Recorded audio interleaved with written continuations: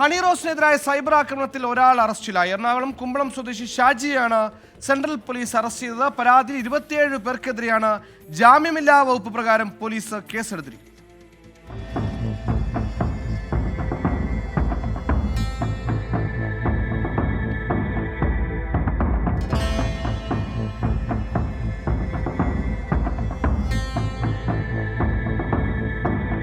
തന്നെ സമൂഹ മാധ്യമങ്ങൾ വഴി ഒരു വ്യക്തി ദ്വയാർത്ഥ പ്രയോഗങ്ങളിലൂടെ അപമാനിക്കുന്നു ചൂണ്ടിക്കാട്ടിയായിരുന്നു ഹണി റോസിന്റെ ഫേസ്ബുക്ക് പോസ്റ്റ്. ഈ പോസ്റ്റിനടിയിലാണ് അശ്ലീല കമന്റുകൾ നിറഞ്ഞത്. സ്ത്രീത്വത്തെയും അവരുടെ തൊഴിലിനെയും അപഹസിക്കാൻ ചിലർ ബോധപൂർവ്വം നടത്തുന്ന ശ്രമങ്ങളെ അപലപിച്ച് താരസംഘടന അമ്മ രംഗത്തെത്തി. ഹണി റോസിന്റെ നിയമ പോരാട്ടങ്ങൾക്ക് എല്ലാ പിന്തുണയും ഉണ്ടാകുമെന്ന് അമ്മ അഡ്ഹോ കമ്മിറ്റി വാർത്താക്കുറിപ്പിറക്കി.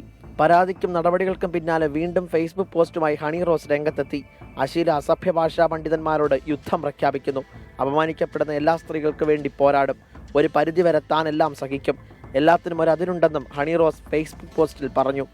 സംഭവത്തിൽ 27 പേരുടെ ഫേസ്ബുക്ക് ID സഹിതം എറണാകുളം സെൻട്രൽ പോലീസിൽ നടി ഇന്നലെ പരാതി നൽകിയിരുന്നു.